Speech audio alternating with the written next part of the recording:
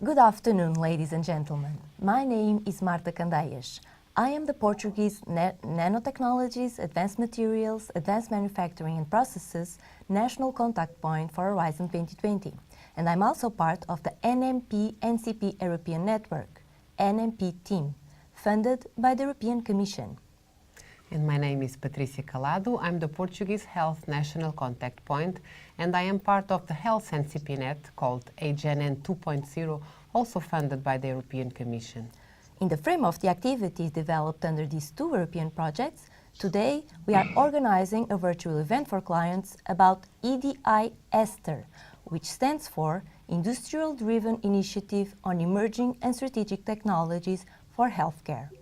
Our speaker will be Dr. Klaus Michael Veltring, who is part of the task force Esther from the beginning and will tell us all about it. This event will take around 1 hour and a half. It will consist of Esther presentation followed by a questions and answer session. The session will begin with questions from the registration forms, and afterwards we will also take some questions from the chat tool. So please feel free to put any questions that might arise during Dr. Klaus' presentation.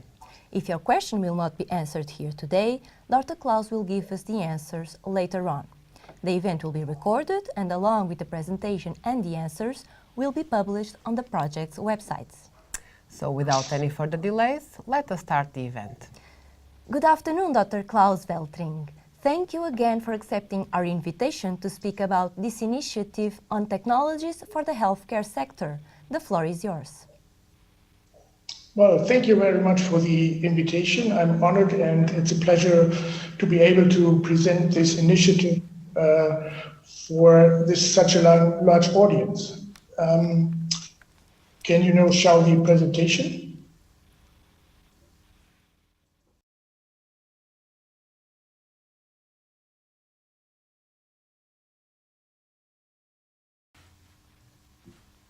Okay, thanks.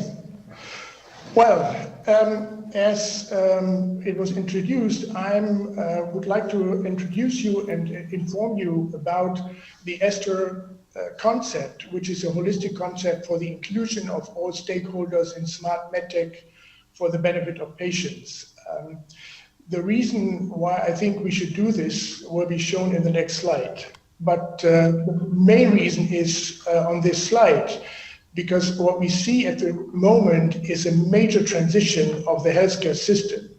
And it's a revolution from reactive to preventive and integrative healthcare, mainly because we know more and more about the onset or course of diseases due to molecular understanding of diseases. And so identifying new biomarkers which enable us to earlier detect or targeted treatment of diseases due to these biomarkers and more targeted therapeutics.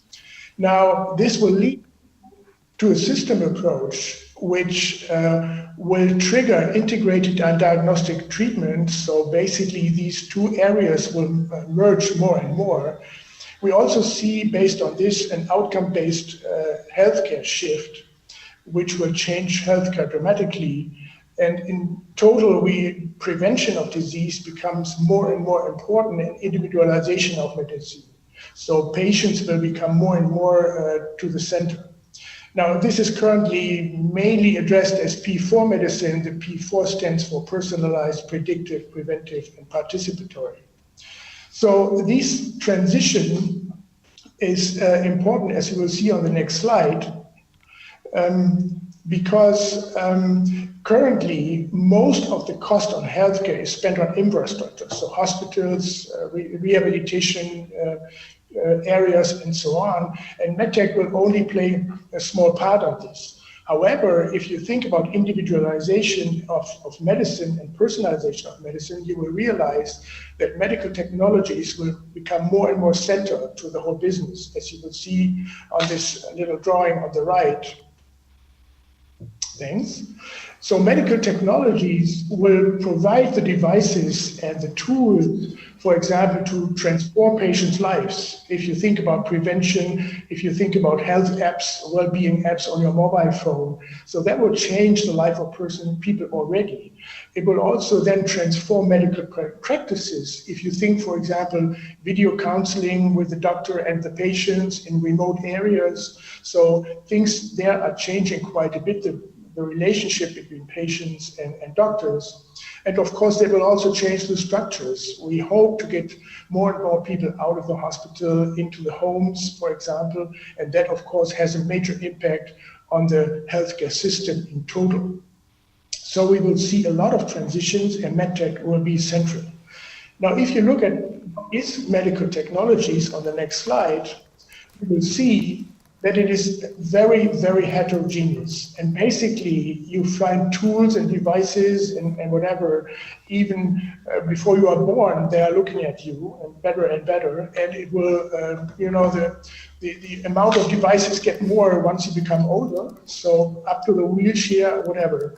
So medical technologies cover a lot of areas from diagnostics, targeted therapy, and so on. Accordingly, on the next slide, as you will see, it's not only having a lot of medical devices, like 500,000, which are on the market already, it also has 40,000 IVD tests. But another important point of this industry is that it's very heterogeneous, because in Europe, we have about 25,000 companies. And interesting here is that about 90% are small and mid-sized companies. So it's a very fragmented market. It's a very fragmented industry, but still it has a big amount of annual turnover of 106 billion per annum. So MedTech is already a huge, very heterogeneous industry, but now, due to personalization, due to these new challenges they are facing, they have to change quite a bit. And on the next slide, you will see that we move towards more and more sophisticated devices, integrated devices, smart devices, which usually combine a lot of technologies. So advanced materials, photonics, or ICT, even biotechnology, if you think about the biomarkers. So we see more and more cross-technology devices coming up. And the next big thing, which has already started, is digitization. So all these devices will have more and more digital elements in it, which will change the business quite a bit. So on the next slide, you can see that this also changes the industry. Now we get more and more cross-industry relationships. So not the classical pharma-biotech relationship, but also medical devices and pharma, and ICT now comes into play, which means that companies like Google or Apple or Qualcomm all of a sudden join with medical companies to combine, for example, their data. So this cross-industry transition also calls for new business models, as you will see on the next slide. One example all of you know is the companion diagnostics tests from medical devices, which are nowadays required to bring new drugs on the market. So these examples show, for example, Sanofi and Google, that the transition of this industry also has an effect in the sense that this industry was so far mostly producing devices to produce data, but they never used or even processed the data in the sense that you combined a lot of data to make a medical decision. Now, this is changing with Google, for example, because Google has the capacity to integrate all kinds of data from different sources, and that will change the business quite a bit. So this transition calls for new business models, and we will see how this is going to work. Now, on the next slide, you can see what the challenges are for the medtech industry. On the bottom, we have this pool, I would say, or lake of technologies, which in different combinations and together with digitization will kind of fuel into the industries, medical devices, e-health, IVD, and medical imaging, which also kind of have growing intersection And so this is one of the challenges. The other challenge, of course, is the regulatory ecosystem, so regulation, reimbursement, HTA, and so on. Now, this is currently a big issue anyway because of the new medical device regulation and IVD regulations. So, I mean, this is already a big threat, for example, to SMEs at the moment. But due to the transition we see, the regulatory systems even have to change even more. And that, of course, is not only a challenge for the regulatory system, but also for the industry. And the question is, how is this going to happen? Because, for example, if you think about all these big data and smart connected devices, you not only have to check, clinical use or advantage of these for a clinical advantage, but you also have to look at data security, data management, and these kind of issues. So a lot of issues are coming up in the regulatory ecosystem, which is a lot of challenge to the medtech industry. Now, on the next slide, we see that there are mainly, according to what I said before, we have about 4 major spheres of activity. One, as I showed you, there's a need for cross-technology products. Digitization will be a game changer in the whole healthcare system, leading to these new business models I described to you and the new EU regulation framework. Now, this need of actions in these areas was the reason why the European Commission, mainly DG RTD, approached the MedTech Europe Union, which is the trade union of the MedTech industry in Brussels, and the ETP Nanomedicine, to take a look and figure out if we can come up with a concept which kind of addresses these areas in a way so that we get a holistic concept triggering activities or proposing activities which need to be done to get the transition I described in the beginning going. So next slide.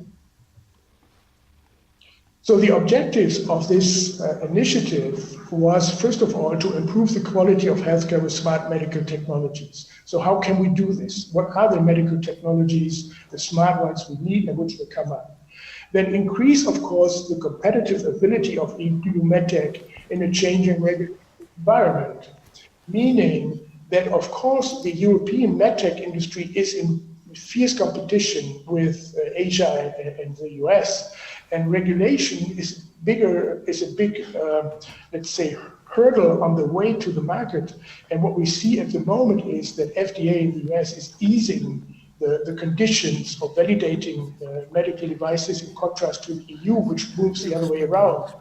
And that was exactly the other way around before. So we have to figure out how the regulatory environment can be changed in a way that it's still saving or is safe, leading to safe products, but at the same time ensures competitive ability of the EU MedTech. And of course, last but not least, reinforce innovative strengths of the EU medical technology. So the research, as I told you, has to be more interdisciplinary, more cross-technology, and this is a challenge if you still think of the silos existing between physics, technology, engineering, and so on. So next slide, please. What was kind of the basics of the concept behind, of course, is first of all, you need an open and flexible integrated platforms, which should be led by industry. And it should not only include industry, but also procurers, patients, so all the stakeholders I will show you in a minute. Now, this platform is still a platform. The Esther platform is still a platform. We are in the process of transferring it to an association of Belgian law, which hopefully, if the lawyers are fast enough, should be ready by mid of this year. So this platform actually ensures that all stakeholders are listened to and that they can bring their arguments to the concept. And one issue is to improve the coordination all along the value chain. I told you that we have tendency to cross-industry developments, so there will be new value chains, and the R&D has to change, but also the way from R&D to market access. Last but not least, there was one proposal that we already start in the existing programs, so in H2020, to see if the first actions which are identified by the stakeholders can be realized or at least initiated in the programs existing already in H2020. Next slide, please. So why do all stakeholders have to be involved? So as you can see, for example, it starts with basic research, and it's clear from what I've said that basic research have to change to more interdisciplinary. So universities, they have to kind of evolve the boundaries between the different disciplines. But at the same time, also education has to change. So digitization has to be included in the program. Technology development by RTOs has to change because they have to be interdisciplinary. And then the CE marking is something which has to be reorganized to digitization. Now, clinical validation is an issue already due to the new regulations because a lot of hospitals will be flooded with more clinical studies coming from medtech and not only from pharma. So there will be already a change going on at the moment. Now, manufacturing is certainly a big issue because since the technologies get more complex, the products get more complex, and the question is, how do you produce these products? If you just think about the incoming 3D technology, which will change quite a bit from the usual drilling down technologies where you try to make small devices. Now, I said already that the regulatory approval and HTA have to change due to these more complex products.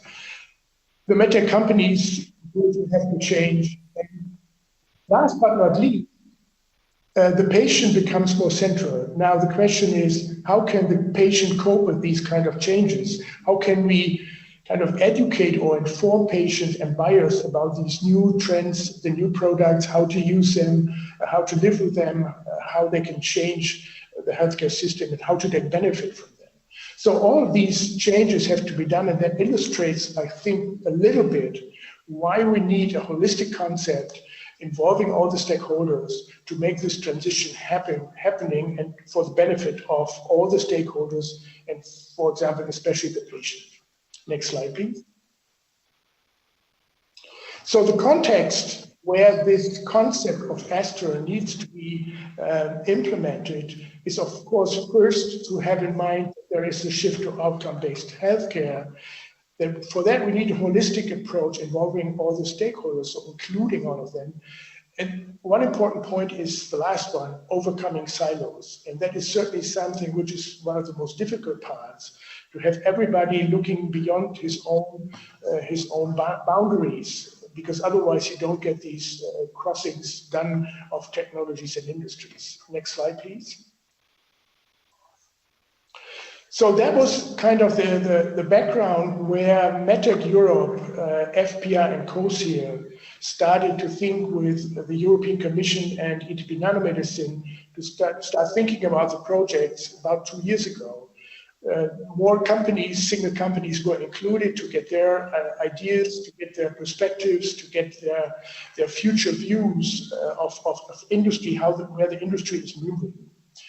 On the next slide, you see that we also managed to organize regular meetings of research technology organizations, and you will certainly recognize some of the organizations from your country or from your regions. So they are meeting every 6 months, I think, to discuss how these new trends, how these new requirements for smart and connected healthcare devices can be realized and how they have to change or how they have to work together.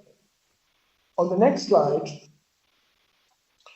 you see that we also wanted to get the other technology platforms involved. And I can tell you that exactly yesterday at Düsseldorf Airport, we had a meeting with these technology platforms to exchange or to start to exchange information about their strategic research agendas to see what kind of technology perspectives, technology developments within these different technology areas can benefit healthcare, how these technologies kind of have to merge or have to co-work or co-develop in the sense that we get these products going, and where are the lacks and the gaps. And this was just the first workshop yesterday, and we continue these workshops also by including regulators, by including clinicians and patients in the next workshops, to come up with a roadmap at the end where we can see the overlapping areas between these different technologies in Europe, leading to devices and test systems, which also have a chance to go through regulations and will be welcomed and benefit clinicians and patients. So we are very happy that all these different organizations are around the table. And another asset you can see on the next slide, we are very happy that we were able to gather about 25 regions from all over Europe under the Vanguard program to sit together, to meet together, to exchange information about their infrastructures, about their company, about their focus areas in medtech. And they have met, I think, 4 times now to figure out how they can support their SMEs within their regions by, going to other areas where they can find the service they want. And these regions, by essence, are also our arm to SMEs, because they usually have good connections to SMEs. And the biggest challenge at the moment is for Esther that most innovations come from SMEs. But the SMEs don't have really, kind of unions. There are sometimes unions which are mostly run by the bigger companies. So for us, these regions are the tool to reach out to SMEs to figure out what kind of services are there, to include them into the new value chains, and to help them finding their way on these value chains, not only with regard to finance, but also with advice on where to connect and how to connect and what the regulations are. So we are very happy that this was a big success to get these regions around. And if you know in your areas other regions which are focused on medtech, just get in contact with us, and we are happy to join them with these already existing 8 regions, which I think will have a meeting in 1 or 2 months, another meeting in 1 or 2 months' time. Okay, so next slide, please. So Esther has kind of set up several working groups reflecting the stakeholder I've shown you to get the input into the concept. And the question then was, okay, we get the input, so what are we going to do with it? I mean, what is the next step? And the next step, we think, is that we prepare this concept to be ready for FP9. And the idea was, since there is a rumor that FP9 might be organized, nobody knows, but might be organized in kind of missions for big areas, to position healthcare next to climate, energy, automotive, or whatever, as one of a mission, or whatever it is called, at least as a big area of interest. Because we think that healthcare, especially in this kind of transition time, needs a big effort in Europe to be organized in a way that Europe is competitive towards USA and Asia. So on the next slide, you see, we thought the objective is, of course, to produce sustainable health and well-being for all European citizens. And as you might know, I don't know who's listening, but in several areas in Europe, there's a big problem with medical services. Even here in Münster, where I'm located, in the Münsterland rural areas, we lose hospitals, so medical service is kind of reducing, and we have to find ways, and I think smart medical devices might be one of the solutions. So sustainable health for well-being for all European citizens is the objective of this, what we call Health Tech 2030 mission. The 2 cornerstones or big areas are the digitization and convergence of enabling technologies, and then on the other side, this holistic concept based on the inclusion of all the stakeholders and their consent. And all the other areas I have shown you should also contribute to this kind of mission. Go to the next slide, please. So the features of this mission, we think, is first of all that we have to review the old boundaries between health versus sickness, central care versus home care, therapy versus prevention, and price versus outcome. As you will see, we are certainly moving to more like a continuum of healthcare. So the boundaries between people and patients will kind of be blurred. So we have to make social and economic science and humanities part of the integral of the health tech missions, because we have to make sure that the different societies in Europe can cope and benefit from these new developments so that nobody is left behind. And this is definitely a social and economic problem. So we need these sciences and not only technology to make this happen and to be a holistic concept. Then, of course, we have to draft new value chains. I explained this already.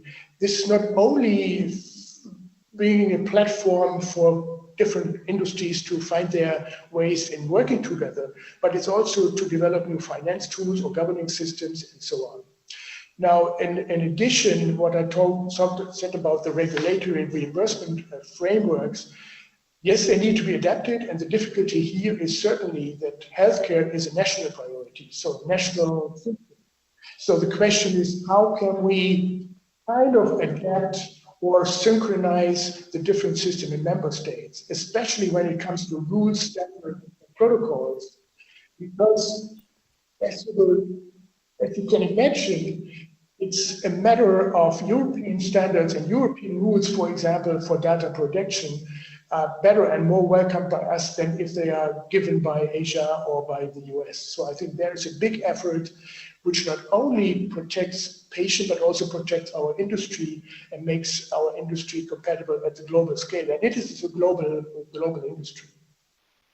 Now, of course, to realize that the funding instruments have to be, of course, adapted. What we need is a continuum of funding instruments from R&D to product, which is not the case at the moment, at least not to some extent. But of course, what we have to have in mind is that when we ask for a continuum of funding, that the more we get closer to products, closer to the market, the financial engagement and the application of industrial decision has to become more and more important, because otherwise it will not be very,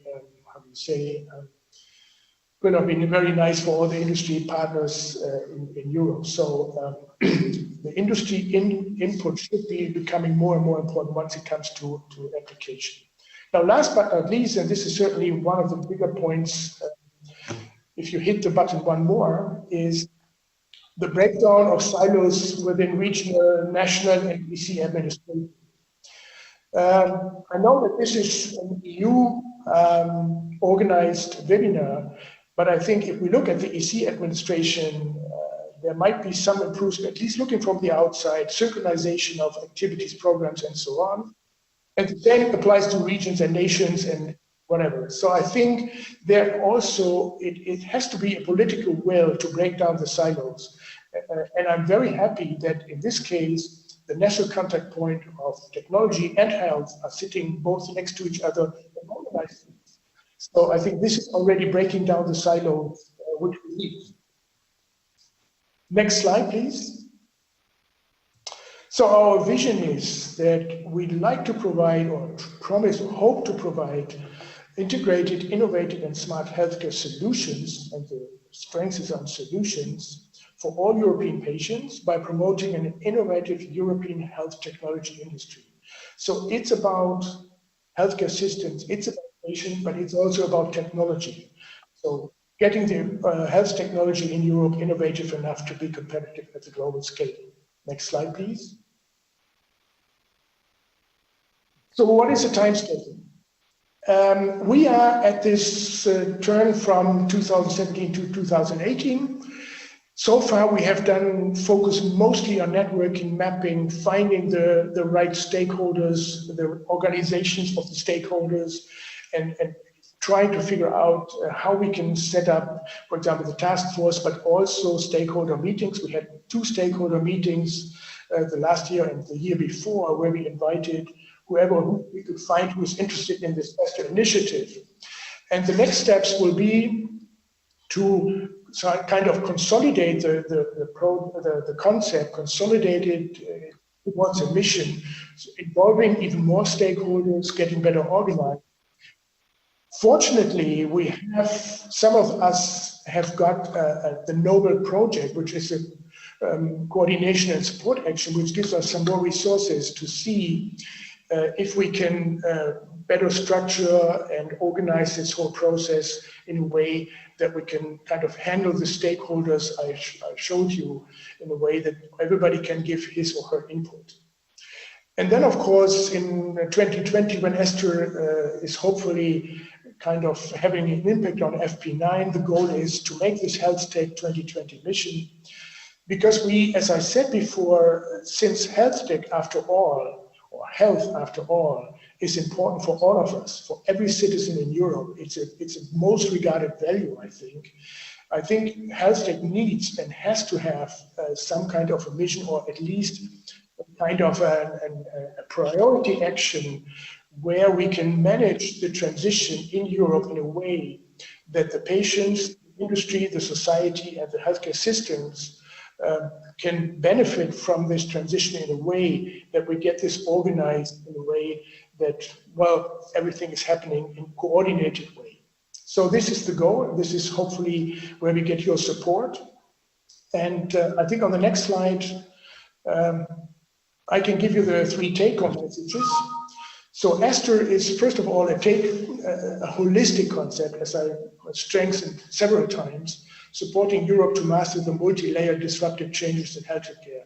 And I think I have showed you that it is multi-layered and disruptive, and therefore we need this holistic concept. Second, we are a platform to plan and combine synergistic actions of all stakeholders to kind of being implemented in a concept, in a mutual, and I point out, mutual health tech mission to make healthcare a big priority in FP9 with all the consequences I showed you. And last but not least, that is our take-home message number 3. Of course, the goal is to aim for equal access to personalized healthcare for all groups of citizens in Europe based on the sustainable competitiveness of European industry. And I think these 2 things, equal access to healthcare and have a good industry, which also is responsible for jobs, value, are the 2 points we try to aim for. And if you keep these 3 take-home messages in mind, you can spread the word that there is an initiative out there looking for stakeholders for input, for active input.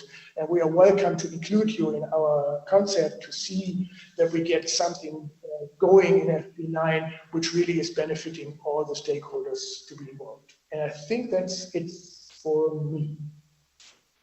Can you go for the next slide? Oh no, there was one more. Sorry. Not the most important one, but at least it will show you that the involved groups, one of course are different EC units, and we have listed some people from the EC units which have been involved and have given advice and input.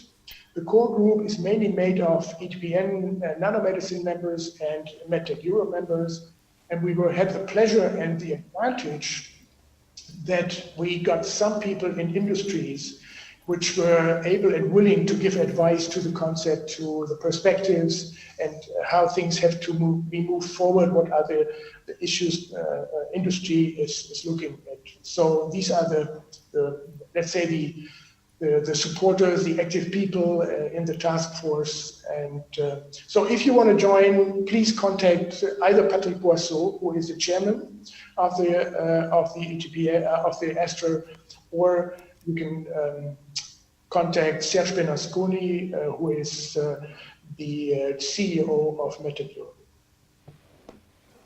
Thank you, Dr. Klaus, for this interesting and clear presentation. And let us hope, of course, that the silos are going to be broken, and like this partnership is already starting. Patricia, have we received any live questions ready? No, we have no live questions from the chat, so please, participants, feel free to put your questions whenever you wish. Okay then, so let us start with the questions that we have received from the registration form. This will appear on your screen and Dr. Klaus will go through one by one. Please, Dr. Klaus, you will read the question and give us your best answer. Okay. So you will, okay, I think it's on. Okay, I see questions and answers. Okay. I think I answered the question, how is the initiative linked to ETPN and will ETPN be part of Esther? Yes. Maybe I should explain why ETPN was involved in the first place. Because we've at ETPN have written over more than 10 years several roadmaps, strategic paper like other ETPs have done also. But there might be one difference. We wrote a white paper on translation in nanomedicine, and that was kind of the initiation for DGRTD to see if we can also transfer what we have learned from stakeholders in this white paper, if we can bring this to the ESTER initiative. That's why we have been involved, and therefore it will certainly be part of ESTER. The second one is IDI Esther promoted by the EC. I think you saw the DGs are listed on the last slide. So I think I answered this question also in the way that these people we listed there gave feedback, gave input, read concepts. So they were very supportive in drafting the concept. What are the main differences between ETPN and IDI Esther? Well, ETPN is focusing on nanomedicine. So we are looking how nanotechnology can help medicine. And Esther, of course, is much wider. It's focusing on medtech, and therefore it's kind of could be an umbrella to ETPN and other technologies platform, as I have shown you in one of my slides where we collected the ETPN, the ETPs yesterday at Düsseldorf Airport.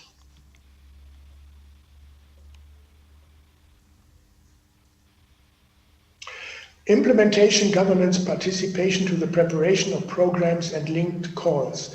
Well, we have, when there was input asked for the last years of Horizon 2020, we kind of had an ad hoc initiative asking all the stakeholders we could find at this moment, because it was kind of short notice, to give input. So we gave some input for calls.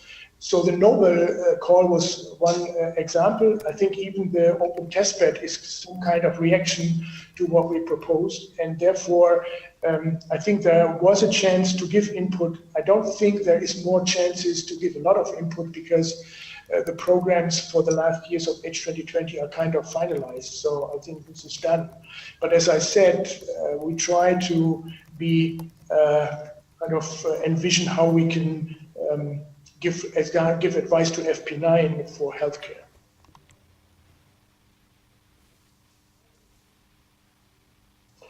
How far is the progress of making Esther an AISBL? Well, I had to ask Patrick what AISBL is, but I think it's an association or an international association of Belgian law. Well, this is kind of difficult because it's first of all, the question of membership, how we can organize that in a way. So the statutes are being discussed by some lawyers from CA and others. And as I said during my presentation, we hope that the lawyers agree on statutes and, you know, who can be participate in which way by summer, so that then, in this case, an association can be founded, so that we have actually in the end a legal body. But I have to tell you that the ETPN was, for a long time, I think we're more than 10 years old, so a kind of initiative and worked very well, included all the stakeholders necessary. So I think it doesn't have to be an association, but we were certainly working on it. We also give it a legal frame. As long as it works well, right? And another question is, what would be conditions to join? To join the initiative, there are no conditions, just write us an email. The association is, I have to wait for the lawyers. I simply don't know. Okay, fair enough. I think you have already answered this question during your presentation. What is Esther's strategy in relation to FP9? Do you want to add anything else? No, I think everybody who is involved in healthcare should support us in the way that we really make healthcare a priority, because I think a lot is focusing on climate, which is important, on energy, which is definitely important, and mobilization or mobility. But I think healthcare, because it's complicated, is sometimes, I have the feeling, a little bit neglected. So since we go through this transition, I think we have to make a big effort to make sure that FP9 in one way, or I don't know, but Esther, of course, would be my preferred way, but there are others, but healthcare has to be a priority in FP9.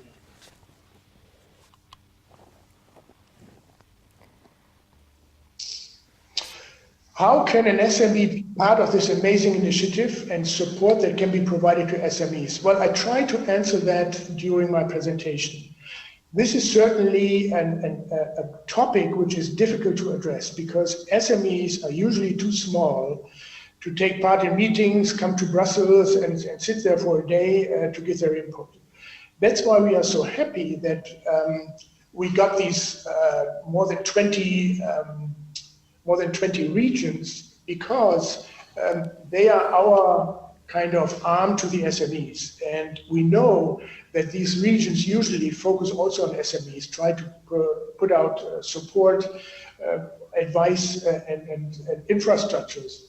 And what I learned from these regions meetings is that sometimes you have very nice special infrastructures which are interesting for SMEs from other regions.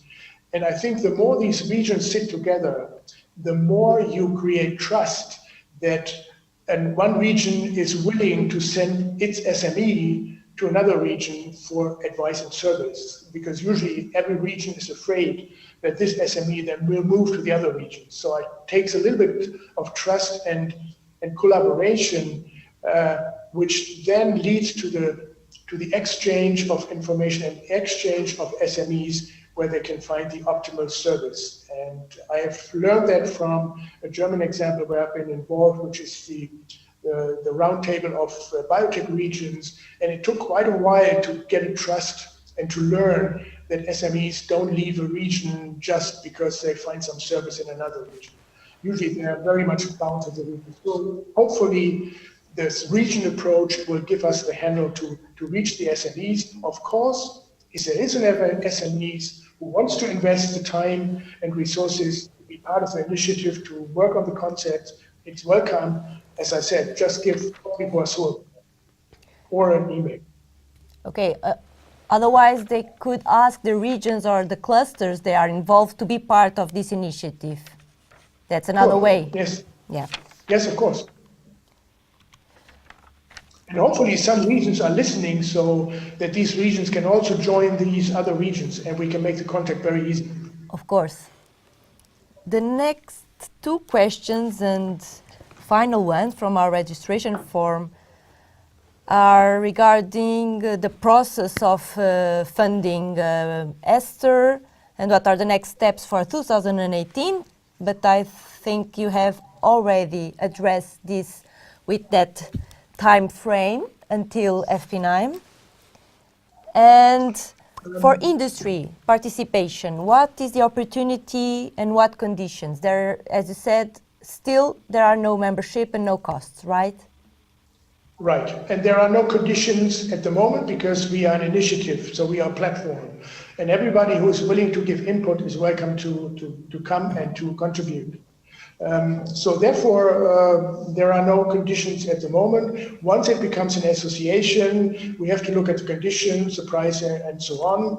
And then it's a different game. But my personal view is that we keep the Esther initiative, at least in FP9, more or less open to everybody, hopefully at no cost, because if we cannot make an effort in FP9, then the question is how do we further work, and therefore I think it's up in the air. Therefore, I'm personally a bit happy that the lawyers are kind of slow, so that we are still an open platform where everybody is welcome to join, to contribute, so that we get a really good concept accepted by everybody.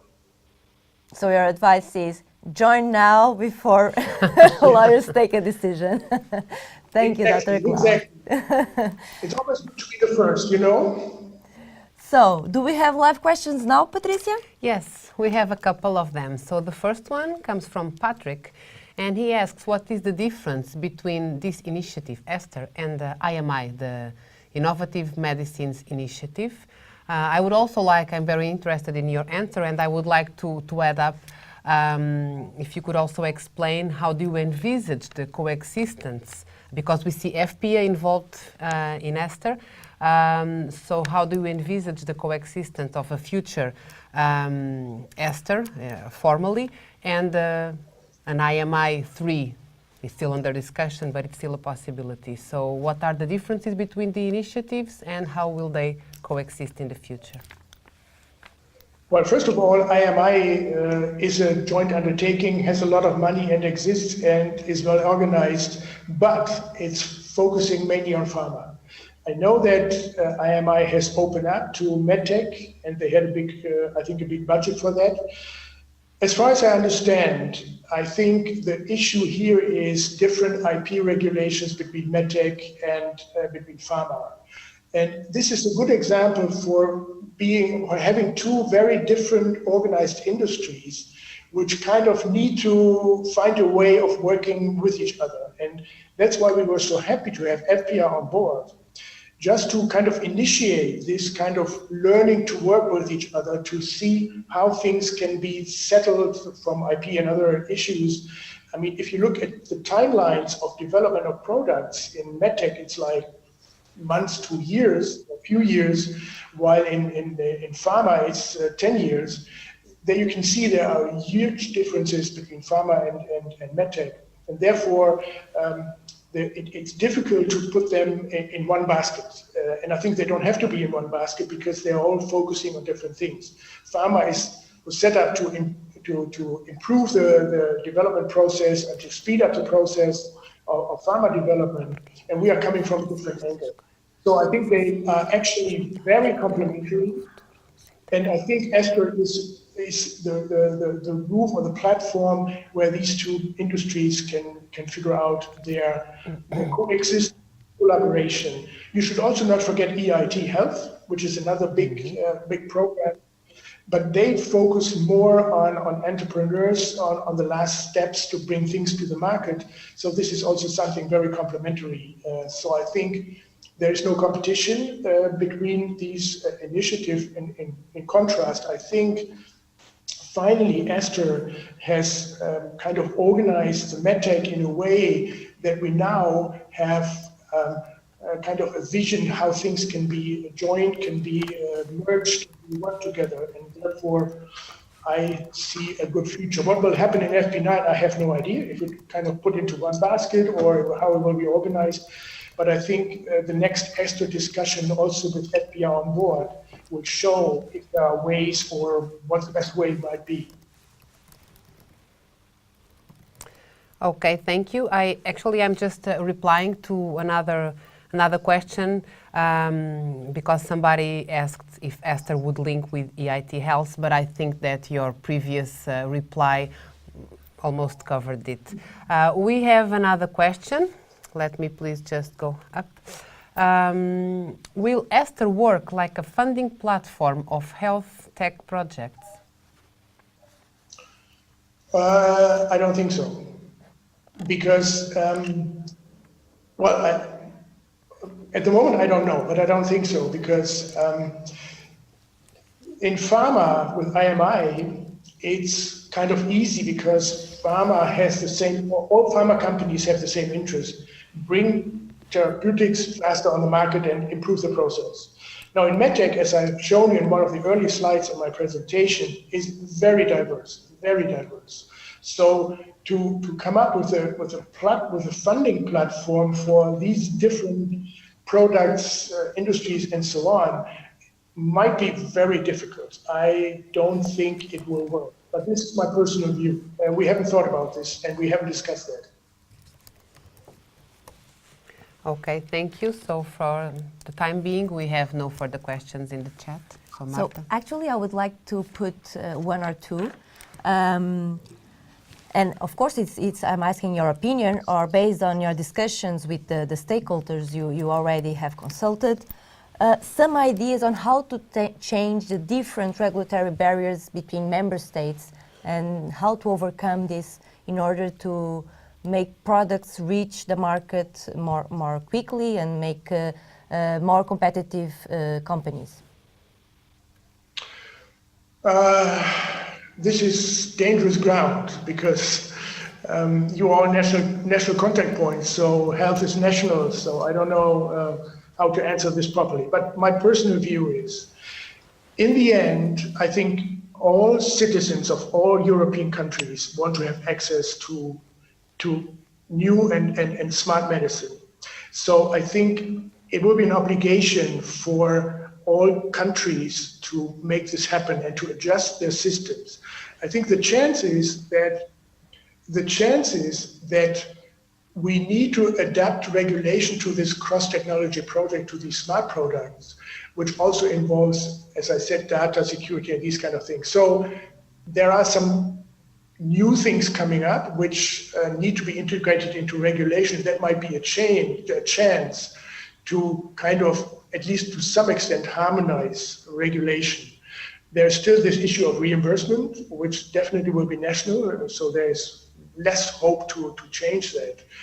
But also, if you think about all this e-health, telemedicine area, I mean, this is the Internet of Things, and the Internet is kind of global. So I think we have to have regulations and rules in place which have to be, by definition, because it's Internet, have to be accepted by everybody. So that might be a chance to harmonize some things, so that all innovators innovating something in this area, like an app or a sensor or something, have a good chance to reach the European market. And on top of that, I think we have to really realize, and I think the Trump initiative already shows that we in Europe have to learn to work together better, because we are in a fierce competition with the US, which becomes more and more protective, and Asia, which is faster than us, much faster than us. So that if we really want to give our industry a chance and want to give our European citizens European products, then we have to learn to break down the silos, be more pragmatic, and really try to think about harmonizing our systems in a way that all citizens get the same access. Thank you for giving us your opinion. Maybe the collaboration projects can also be a way of stakeholders trying to find this fine-tuning between different countries and try to make some research and some proposals on how to address these issues. And another question is, Maybe one addition. I mean, projects like open testbeds, for example, are things where RTOs, regulators, all these people work together. And we have seen with a lot of regulation agency and openness to learn, to discuss, to understand. So I think there is now a time where also the regulators understand, know, and want to change in a way that everything gets more pragmatic, more based on science, on regulatory science, for example, a new area which is coming up. So I think there is hope that we can synchronize things. Yes, indeed. The test bed, it's going to be, let's hope, a good option, some work that can be done already.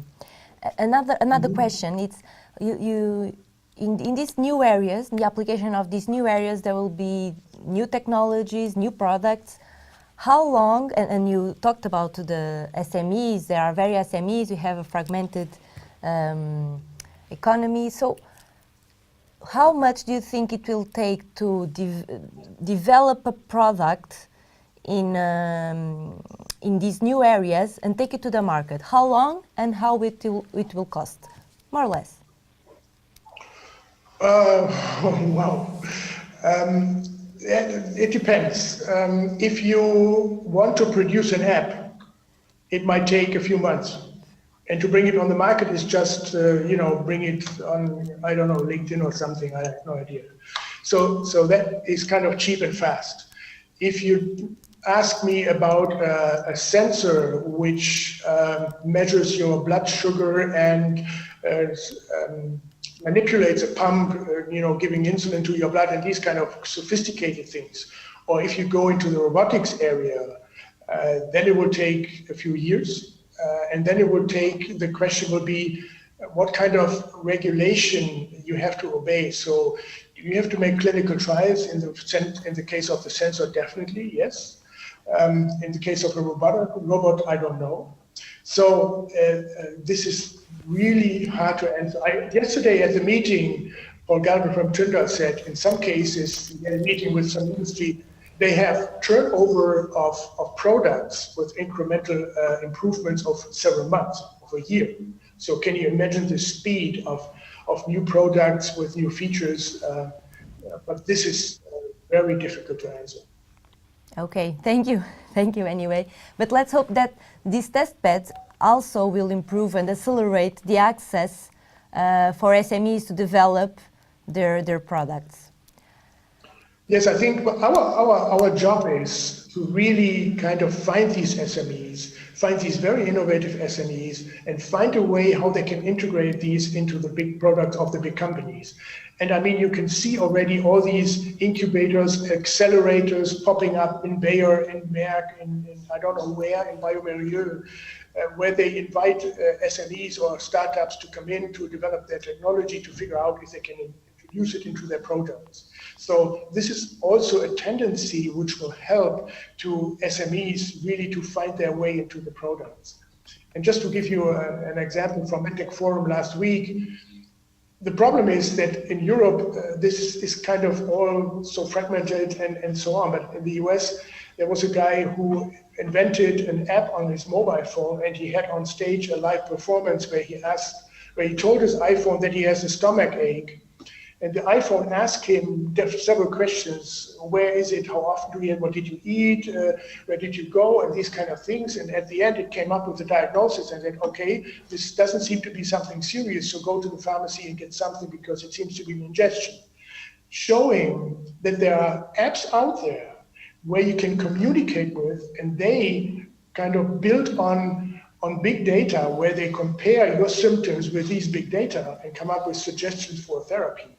I mean, can you imagine what kind of social questions, ethical questions, economic questions are related to these kind of developments? And it was kind of eye-opening for me that we definitely need something like Esther, not only to get the technology under control, but also the social effects and the social impact, basically. And that was a very nice example I wanted to share with you. Yes, for sure. That the development of technologies always arise several other issues that we also need to address. Patricia, did you say you have another question? I have a very pragmatic question, which I think it's a good final question. So, how can people contact Esther? Who should they write the email to? So what's the address? I think that's what they want to know. Well, we have our chairman, who is Patrick Boisseau from CA, and I think you will make the presentation available. And on the second last slide, there is his email address. So write him an email, and he will get in contact with you. Since he shouldn't have all the burden of answering all these emails, you can also write an email to me if you want. I'm his deputy, so maybe I have to do the work anyway. Thank you. Okay then, so thank you, Patricia. Thank you, Marta. Thank you, Dr. Klaus, for your time, availability, and for sharing this valuable information. Would you like to say something else before we close this event? Last message, maybe? Well, first of all, thank you for giving me the opportunity to present this, and I hope it helped to all the people out there. As I said, let's make healthcare a priority in FP9 so that we get access in Europe to the best healthcare we want to have, and everybody should get it. Okay, thank you. We are now near the end of this event. I hope it was useful. We remind you that all the information regarding virtual event for clients are on the NMP team website from today's event and all of the others we have already organized. They are always related with Horizon 2020 and nanotechnologies, advanced materials, and advanced manufacturing and processing. You will be contacted when it is available. Patricia, do you want to add anything else? Yeah, thank you, Marta. Just to remind the participants that AGNN 2.0 is a European project funded by the Commission under Horizon 2020 with the aim of enhancing and aligning the services that NCPs provide to you, to the applicants. So you can also go to our website and find all the relevant information. Okay then, that's all from our side. Have a nice day. Bye. Thanks.